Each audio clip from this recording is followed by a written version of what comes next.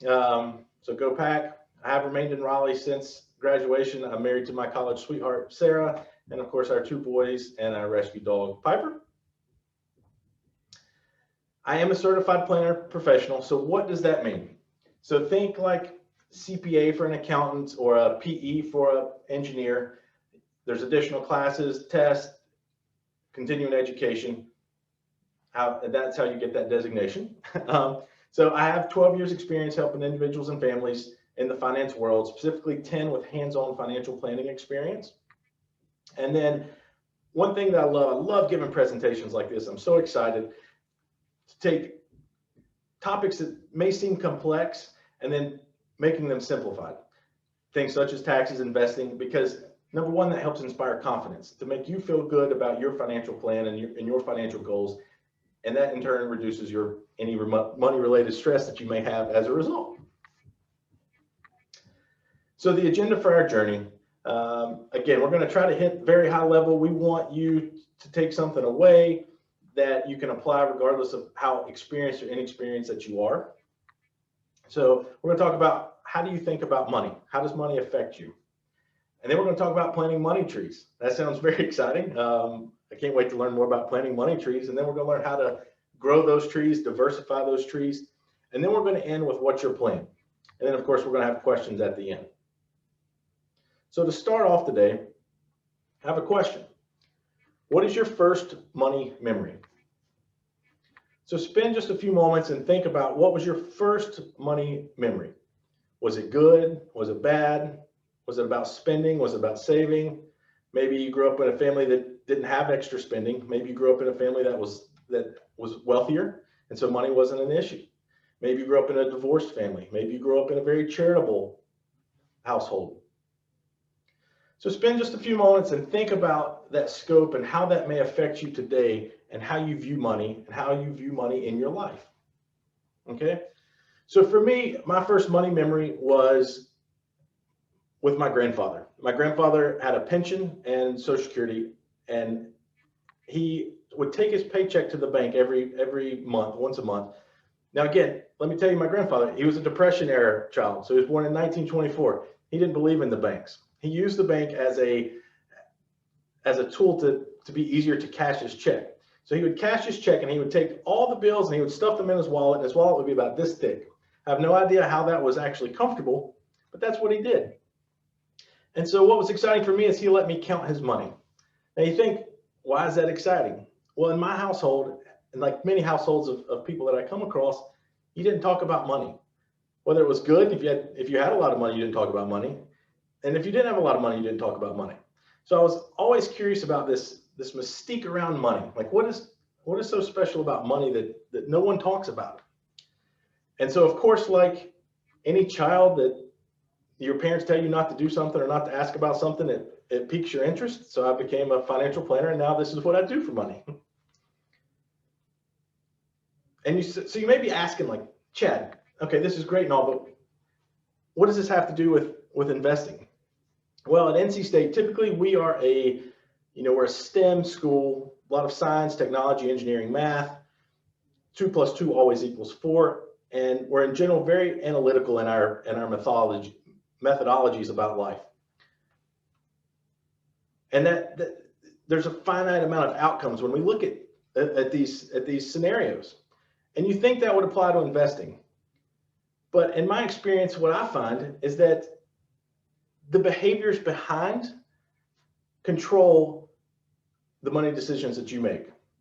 So those first money memories that are ingrained in you actually take over. Instead of looking at the math, okay, you say, hey, I know this is what I'm supposed to do, but this is my money, and I don't like seeing my money here or there. And so those behaviors, those feelings actually take over into your financial decisions. Okay? So now let's get back on track a little bit to what is investing. So investing is the idea that we're going to take $1 today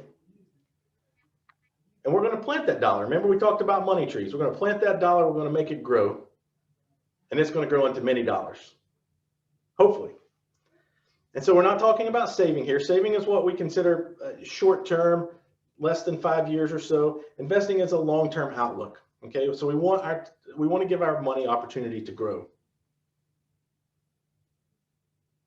So where can you plant your money tree? So we've got this dollar. You're saying, Chad, where can I plant my tree? Okay, so you could put it in cash. So you have a dollar, you can go out and buy a dollar worth of goods or services. But there's one issue with cash, and that's called inflation. So a dollar 20 years ago doesn't buy what a dollar does today. And the same that a dollar today is not going to buy what a dollar will in 20 years. So is that the best place to park your long-term money? Maybe not. We're going to talk about stocks. So I'm guessing this is probably what most of you joined in today to learn a little bit more about how do I invest, how do I grow my money, and stocks is certainly a very efficient way to do that. So we're going to touch on that in just a minute. But stocks are, you're buying an ownership in a company. So you're becoming an owner in a company. So bonds are a form of debt. Basically, you are lending money. You are the lender. So you're lending money to a government entity or a corporation, and they're going to use that money to grow, but you don't actually have ownership like you do in a stock, and they're going to pay you an interest rate to have your money. Then, of course, we have real estate. So real estate, you can have your house, you could have rental properties, you could buy and flip homes, you could invest in commercial real estate. So those are in general the 4 areas that you can really park your money and plant your money tree. Okay. So what is a stock?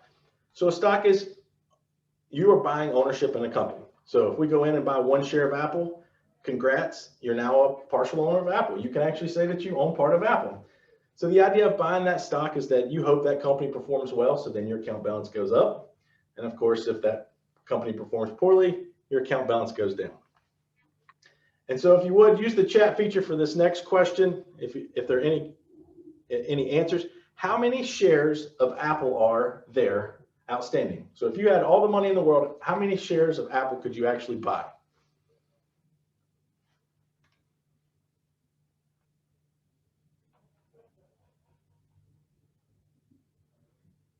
Okay.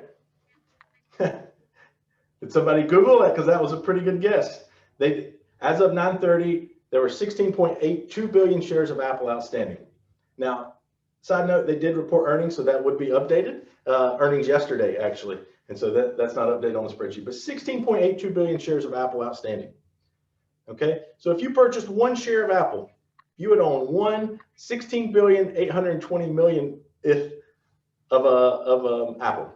And so you can see here the circle represents the Apple as a whole. And if you look really, really, really close at the microscopic dot in the middle, you can see your partial ownership. Okay, so we're talking about planting our money tree here. How do we protect it? What do we do? So we're going to plant lots of money trees, and we're going to call that diversification. And then we're going to let that money tree grow and drop new money seeds to grow new money trees. And we're going to call that compounding. And then we're also going to have a plan. And by having a plan, we're going to know when to select that dollar from where. And that's the most important. So you say, Chad, what are you talking about? We've got money trees, we've got diversification, compounding, having a plan. Tell me more. And so we've got Zach Galifianakis here, who did go to NC State. After this presentation, Google his name with NC State, and you will read stories about how he was 1 credit hour short, or 1 point short of graduating, and he never did finish his degree yet. So what is diversification? So again, let's go back to our money tree. So we've got $1 money tree seed, and we plant that in the ground, and we find the best place. It's got great soil, it's got great climate, and we're going to grow it into the biggest and best money tree there is. And that's fantastic until something comes along, and a drought, a hurricane, tornado, lightning, and boom, we no longer have a money tree and we have to start all over. So you say, Chad, that doesn't sound too good. What else could we do? Well, we could plant that dollar into 3 separate areas. And if something happens to one, now we've got 2 others to help out. We don't have to start completely over. Okay? But what if we could take that tree and plant it across a variety of soils, a variety of climates, take that dollar seed and plant it across a variety of soils and climates so that we have lots of different trees.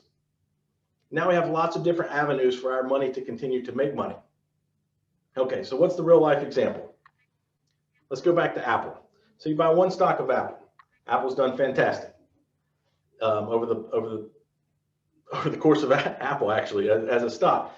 But you say, Chad, I don't want to own just Apple because if it goes down, all my eggs are in one basket. So what could we do? So you go out and instead of buying just Apple, you say, I'm going to buy Microsoft and Google as well as Apple. So instead of spending our whole dollar on Apple, we're going to divide that up into 3 and buy Microsoft, Google, and Apple. Does anyone see anything that could potentially be at risk here in buying these 3 stocks as your entire portfolio? Nice. It's all tech industry, exactly. So when we look at the sector and we look at like the .com bubble of 2000, if one gets hit, they probably all are going to get hit. So you say, well, man, I really don't like that idea either.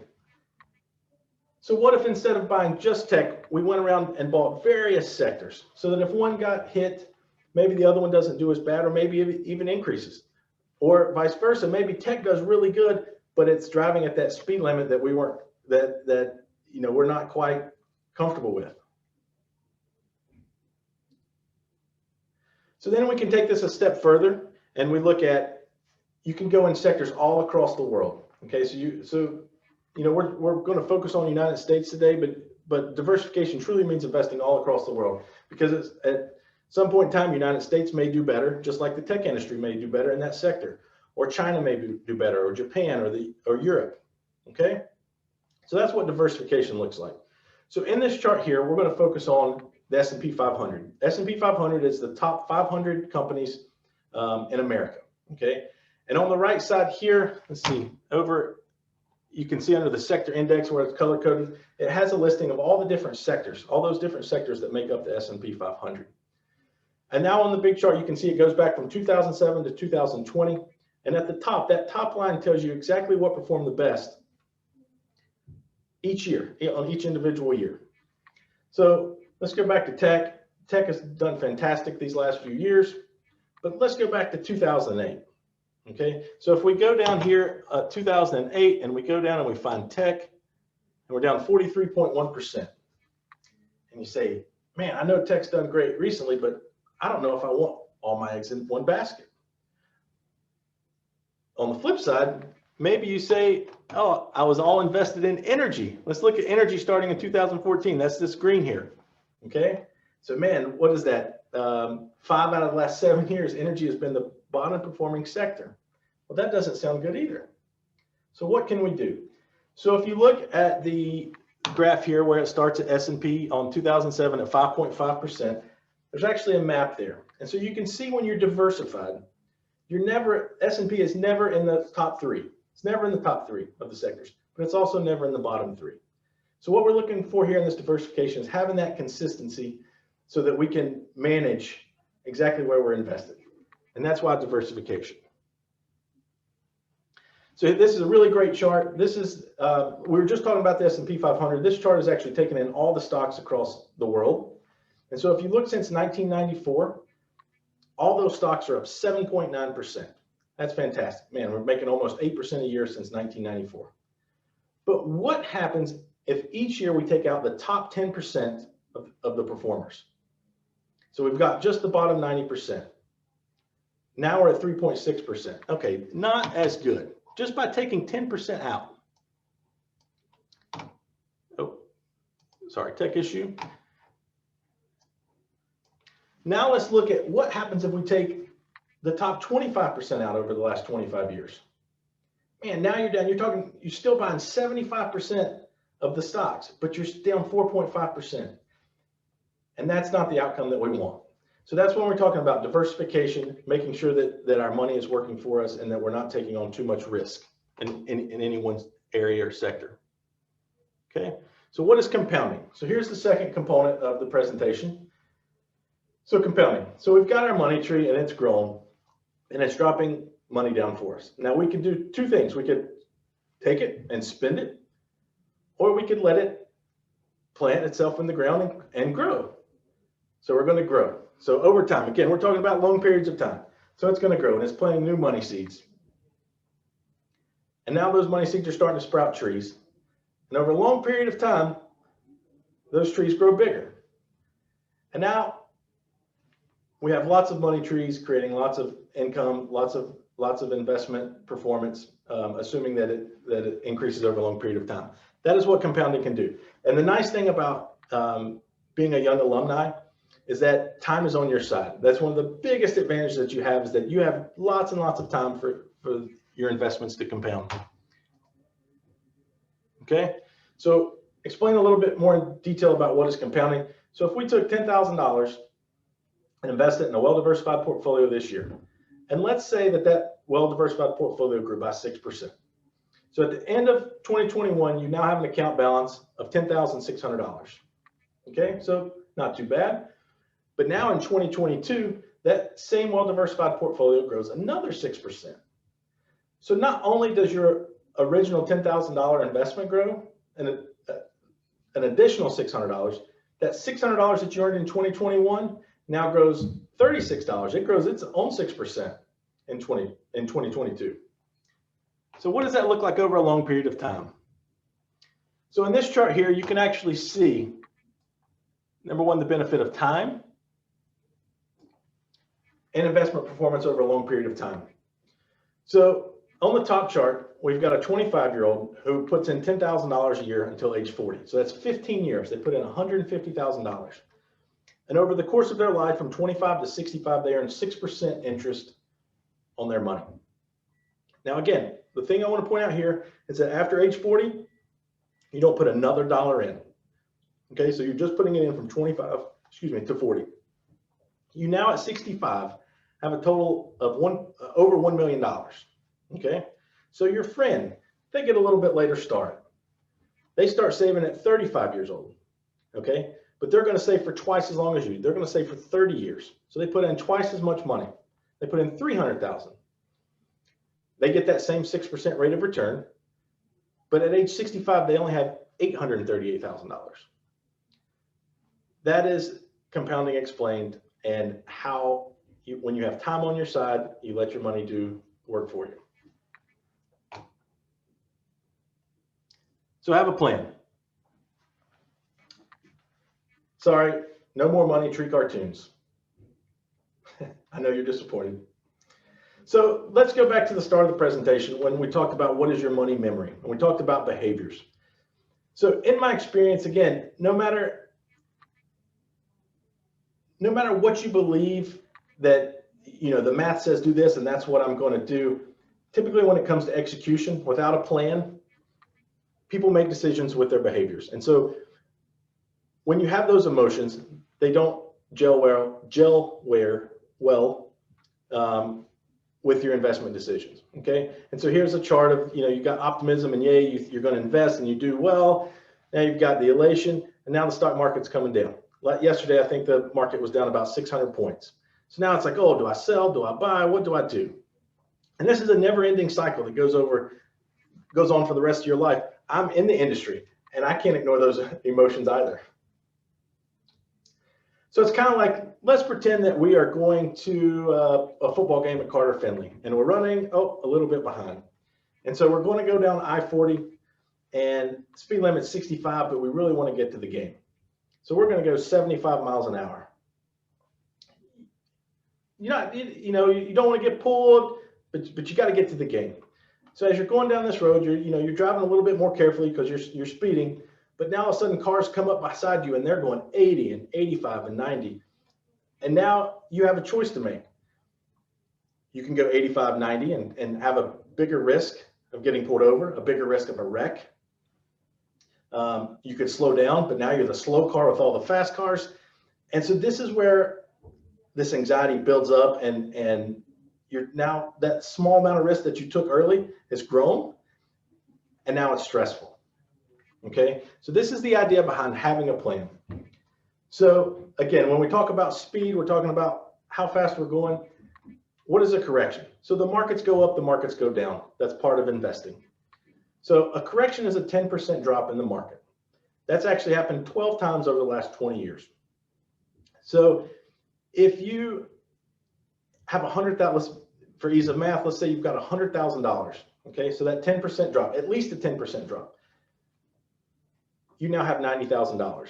Okay, so let's talk about how the stress is made mount. So maybe you invest $1,000 and you lose 10%. Okay, you're okay with losing 100. And now you've got $10,000 and you lose 10%. And now you're at 9,000. Okay, maybe you're okay with losing $1,000. Now you get 100,000 and you get that balance and you're down 10%. Ooh, I lost 10,000. Now it's starting to sting a little bit more. Now, what if we have $1 million? Man, 10%, or even let's go to the next line. We're talking about a 20% drop. Now you're losing 100, 200,000. Now we're starting to feel a little bit more pain. Okay. Now you can't ignore those behaviors. And you have to make sure that you stick to your plan. Okay. And so what is a bear market? A bear market is a 20% drop. That's actually happened 4 times since 2000. Okay. That happens every 6 years on average. So the point of talking about what is a correction, what is a bear market, is to know that when you invest over a long period of time, you're going to experience these markets, and you're probably going to experience these markets more frequently than maybe you hope. But to know that when you have a plan, we're talking about long-term money, we're diversified, we expect these things to happen, and we don't want to sell when we're not comfortable because we don't have a plan. Okay. So what happens since 1926? We're going to go back to the S&P 500 again. That's the 500 largest American stocks or companies. So what has happened since 1926 when the market has declined at least 10%? Okay, so if we look 1 year going forward, the market has returned on average 11.3% since those 10% declines. So what happens in the 3 years? You actually average 10.2% a year. And then if you look out 5 years, you've got that's the column on the far right, you've got 9.6% on an annual basis for 5 years when the market's declined more than 10% on average since 1926. So again, without that plan, without knowing what we're investing for, we're here, maybe the market's dropped some, but we know that we're not going to need this money for many, many years. That's why we're invested. And we know that traditionally, again, history doesn't repeat itself, but history tells us that the market comes back. Okay. And then this is just a neat chart. This is looking at how reacting can hurt your performance. So if you look on the right, this is talking about investing in the S&P 500 since 2019. Since 1990 to 2019. And what happens if you invest and you sell at any one point in time? So like, let's look at the next column. If you missed the best day in the S&P 500, just one day since 1990, from 1990 to 2019, instead of having $17,273, you would actually be at $15,480. So you're talking about $1,700 less just by missing one day because of the way that the compounding that we talked about. So let's talk about what if we miss 5 days, just 5 days in 20 years, 30 years, 29 years. Now you're talking about, instead of having $17,000 to $11,500. Okay. And then as we keep going down, let's look at the last chart.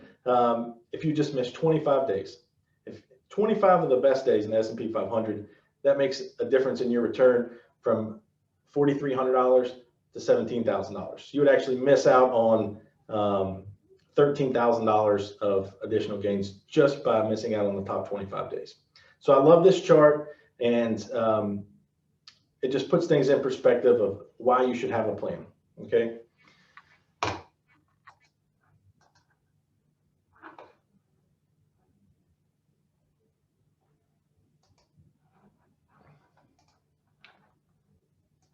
All right, did I stop sharing my screen?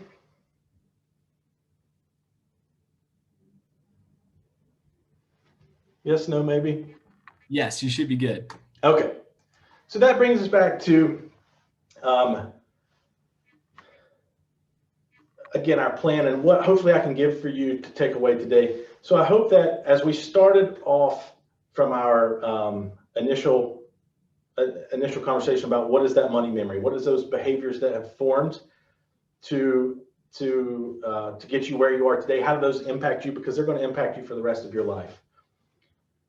But as a young alumni, look at where you want to go. What do you hope that investing does for you over a long period of time? Okay, so one of the best ways you can do that is look at the people who are close to you. Look at, your parents, your grandparents. What do their lives look like? What do you like about their lives? Or do you like the fact that, maybe they got to retire early because they were really good savers? Maybe they have to work until 70 or 80 years old, and they may like that, but maybe they don't have an option to retire because they did not save the way that they should have, or they did not invest, or they did not have a plan. Maybe they lost their money in the financial crisis of 2008.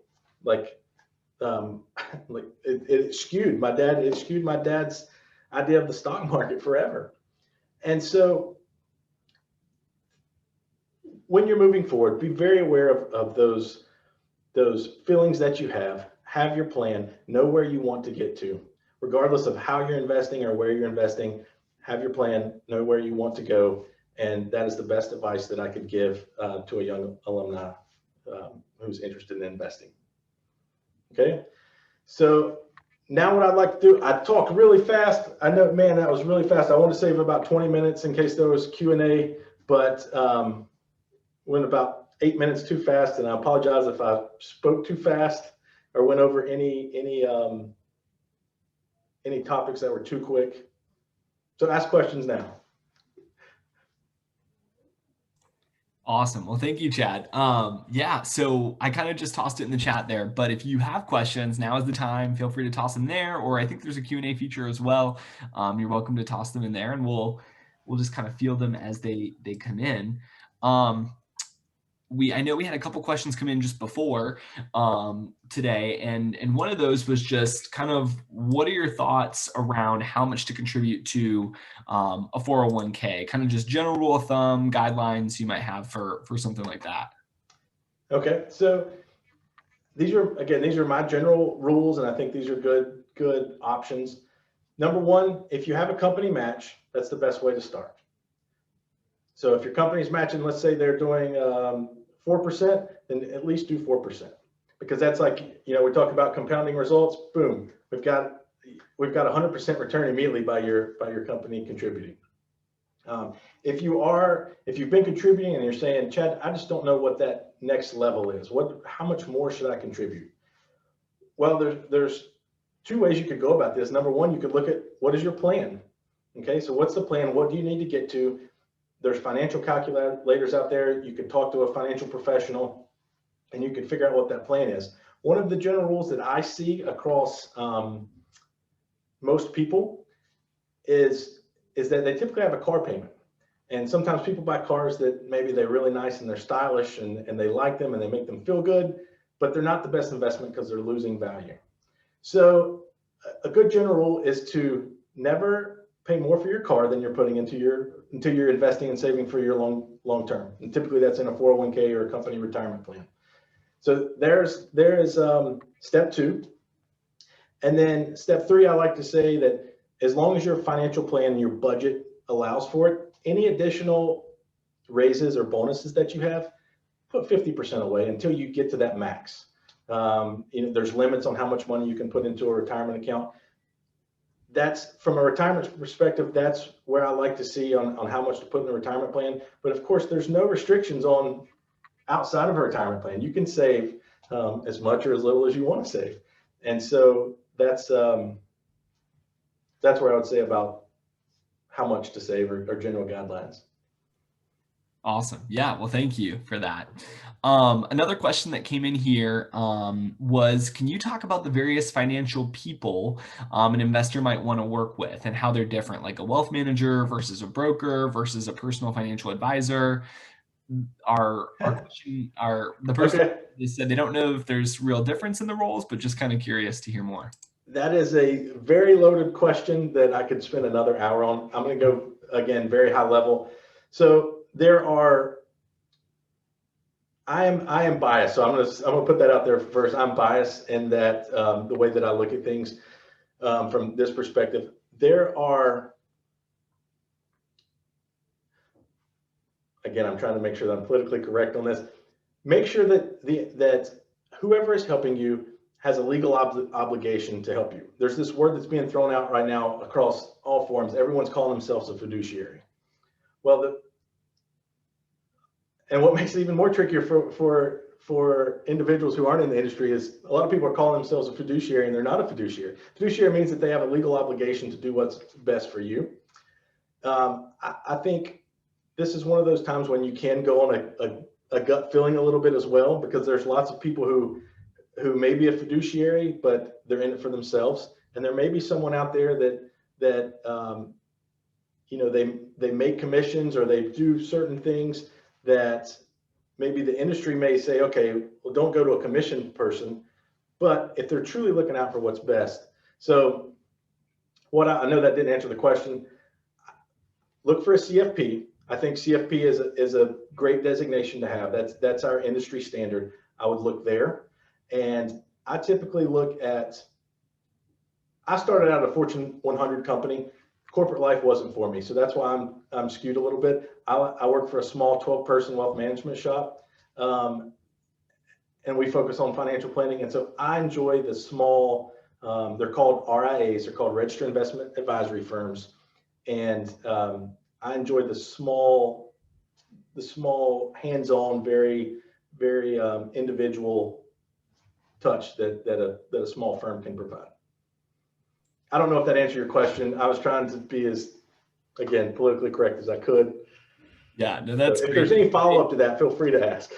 Yeah, feel free to follow up too if you have it. One of the questions that came in here through the chat was just how do you determine your diversification or compare your current savings with a diversified portfolio? And along with that, are there any kind of simulation resources to practice investing just from historical perspectives? So I would look at, again, I have to be careful here because this isn't giving investing advice, so I have to talk in very general terms. I would look at, number one, where do you invest your money at? So one of my favorites is Vanguard. And the reason I like Vanguard is because there is such a vast amount of information for individual investors. So you can actually go in there and look at, like, what is a diversified portfolio? So if you want to use the S&P 500 as a proxy, you can compare portfolios inside of Vanguard. I think Vanguard's a great tool. If you have a company retirement plan, they should have someone that has a point of contact, and they should be able to help you. Again, now this is going to go back to question number one about who do you look for and who gives you advice. That person may not be required to give you any additional service or not, but they can be a great resource. They can be a great resource. They can walk through and go through the what is diversification and what that looks like in your portfolio. But I would start, my personal favorite is Vanguard. I would start at wherever, you know, if it's Fidelity or TD Ameritrade or Schwab or wherever that you have your money, they have some great tools on there. And if you have I can't give investment advice, but feel free to follow up and I could maybe send you something more specific. Awesome. Thank you. All right, let's see. So when it comes to stocks, is investing in mutual funds generally the best bet? And I know you can't give any specific advice per se. So just your thoughts on mutual funds, maybe? Okay, so let's talk about, we're going to group mutual funds for the purposes of retirement, okay? Because then there's no taxes, because we're introducing taxes now, which is a whole nother. So for the purposes of retirement, which is, there's tax benefits. We're going to say mutual funds and ETFs. You've probably heard of ETFs. Your retirement plan probably has mutual funds, but you could do this with ETFs as well, which is an exchange traded fund. What they typically do is they group stocks or bonds, or you could even do real estate, into a pool, and that's the diversification. Okay. The trick here that you have to be aware of is, just like I showed you those sectors in the S&P 500. You can buy a portfolio of tech stocks. You could buy a portfolio of healthcare stocks. You could buy, and then you could even go even further down the rabbit hole and buy specific ETFs that maybe focus on only companies that are so profitable or not profitable. And now we're talking about growth and value stocks, which you probably see in your 401k lineup or in mutual fund lineups. So from a diversification standpoint, a mutual fund allows you to take that dollar and it splits it across all the different stocks. So you don't have enough money to buy all 100 stocks by themselves, but yes, that mutual fund divides that money up. But at the start of every mutual fund, there'll be a description of what that fund is. And that's your best way of starting to decide, does this align with my goals or not? And also, I'm going to add this in. Make sure you pay attention to fees when you're looking at mutual funds, because they can be all over the map. You know, when you look at say the S&P 500 fee, I mean, you're talking about very, very tiny, like 3 basis points. A basis point is a portion of a percentage. So it's actually 0.3 of a percent. 0.03 of a percent would be like, you know, maybe a Vanguard S&P 500. And then you can have what they call active managers, and they actually go out and try to pick stocks. And they may charge upwards of 1.5 to 2% on the portfolio. Yeah. Again, we're not going to go into the investing world or what I think specifically. I think that if you could find someone that invested your money, regardless of what fee they charge you, and it helped you achieve your goals, then that's fine. But for the purposes of just generalized advice, pay attention to the fees and how they relate, and then how that mutual fund or ETF relates to your goals for long-term investing. Yeah, great advice. So another question that we had come in here, our respondent says, I know it's dependent on what each person is interested in, but what top qualities should you look for before investing in a company? Trends, reputation, etc. Or are those things to consider? Yeah, they're absolutely things you consider. I'm trying to think about where I can, again, cross that line from investing. I think I would pay attention to Vanguard or your brokerage. There's significant amount of financial resources. I have my own personal opinions about where to look, but again, I don't want to cross the lines of having advice, or if I give out an idea and then you act on it and it's wrong, because I'm telling you this, I don't know where the market's going. I wish I did. I don't know where the market's going. I focus on making sure that we're invested for goals, making sure that we're aligned. So I sit down on a lot of market calls, and this is probably maybe more work than you want to do, but if you want to put in the work, a lot of the general market advice from the big players, the BlackRocks, the Vanguards, are saying very similar things about where they expect what sectors, what pieces of the market that they think are going. So if you want to take their advice and watch the calls, then that would be a good place. Awesome.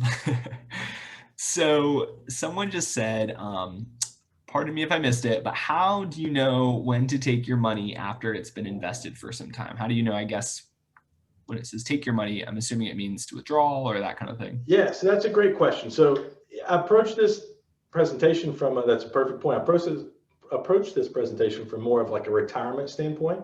But if we're talking outside of retirement, how do you decide when to touch your money? So I think, again, it goes back to your goals. What is the goal for the money?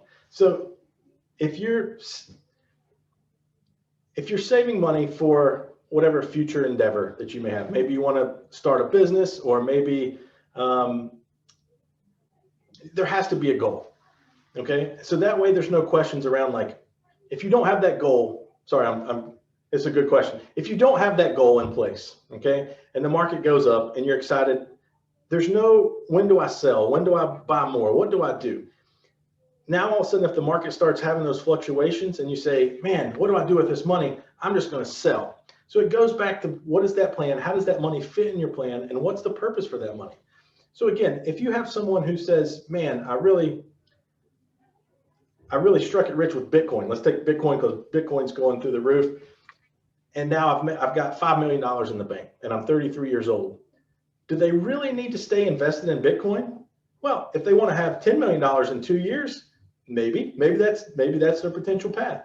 But if they say, man, I've got $5 million and I can make that last for the rest of my life by living a budgeted lifestyle based on what I want to achieve, then there's no reason to take that additional risk. So when to take the money goes back to having a plan for that money. Awesome. All right, let's see. Any additional tips for young entrepreneurs who maybe don't have a corporate 401k, but just experience working with a solo 401k or other avenues as well? Sure. So again, this is going into more deeper conversation, but basically a solo 401k is exactly what it says. It's a retirement plan for a solo person. Advice. So I think there are avenues there. I think when you're talking about implementing a solo 401k, that's when you need to reach out to someone who can help you implement that. I'm sure Vanguard or any of the brokerages can help you implement. I think when you have a business or you're an entrepreneur, then that may be time when you seek out additional assistance in this situation, because now you're looking at a whole host of other things about where do you put your money, what if you need your money, how long, again, going back to the plan, what's the long term of plan for that money? Because if you're an entrepreneur, maybe you have cash flow now to save, and then are you going to need it next year? And then that ties it up. So I think that is when we start getting into a little more detail and maybe a little more personalized individual help. Yeah. Hopefully that answers your question there. Yeah. So just another question that we had come in was, when is a good time to hire a financial planner? When should, I think you touched on this a little bit earlier, but just Sure. when, So when to seek out advice. The big driver here is we'll go back to, we're driving the car to Findlay and we're going the speed limit. The big piece here is, at what point do you feel is money providing some anxiety or some stress, or maybe you're not sleeping as well at night? Or on the flip side, as you go up through your career and you're making more money and you want to make your dollars have additional opportunities that maybe you don't feel that you have access to. And so I think that is the biggest play. There's not like a set dollar amount of, okay, now I have $50,000 or I have $100,000 or I have $1 million. I think it's, at what point do those behaviors of that 20% drop that's going to happen, on average every 6 years, when does that become painful that you forget your plan and you can't stick to your plan? So maybe that's if you lose $200, and maybe that's if you lose $2 million. Everyone's going to be different. So that's when I would search out financial planning advice, or someone that knows maybe a bit more. Awesome. Another one that came in here: what platform should someone look into using for investing? So I mentioned this. I'm a big Vanguard person because they concentrate on fees, and they concentrate on, they do a fantastic job with investor education. And so this evolution of all these, Vanguards and TD Ameritrades and Schwabs and all these different places that you can invest your money, they have learned that now this has to be a much more service-based platform. So they're doing a great job on educating their investors. They're trying to keep your money on their platform so they can make trading fees and the money from keeping your money on their platform. But each one of them may have a technology feature that you like or maybe don't like. So I would say you could test some. And but again, I think Vanguard for basic getting started into investing is a great place to start. I think I've mentioned Vanguard like 4 times now. I think I don't work for Vanguard in any way. Are they paying you for this? I received nothing. Just kidding. Awesome. Any other questions that folks have who are on the call?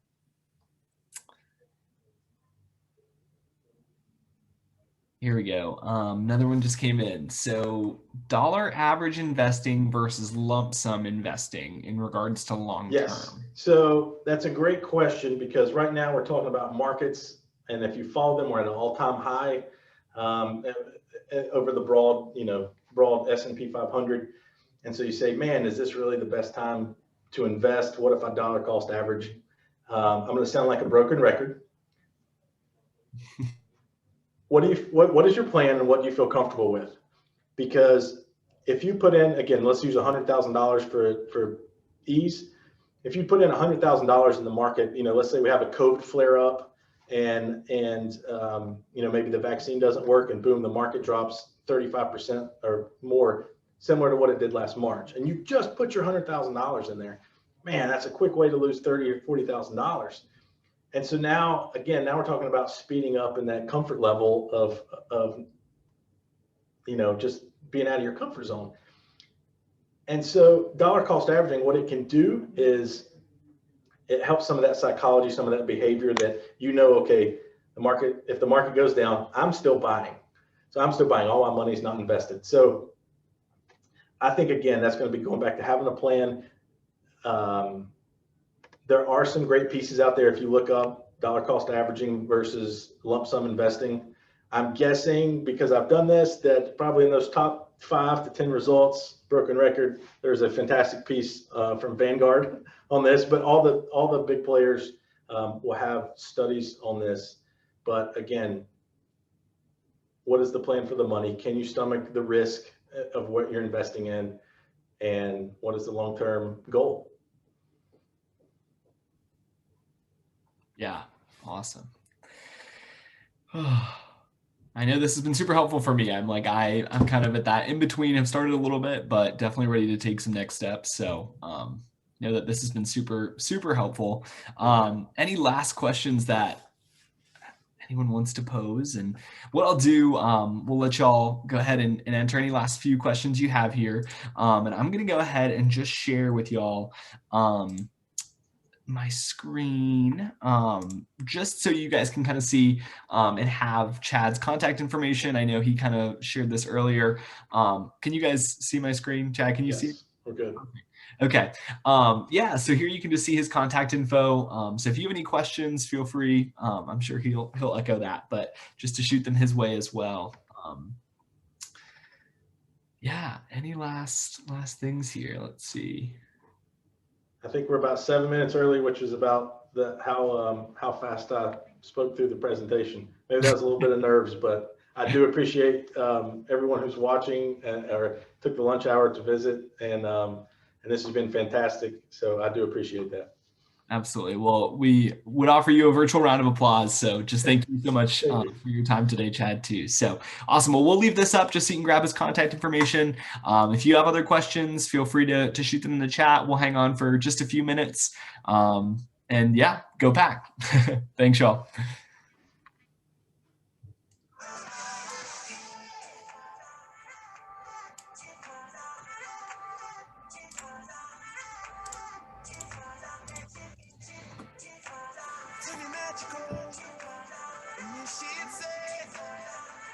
Everything you want to dream away. Under this pressure, under this weight, we are diamonds taking shape. We are diamonds taking shape.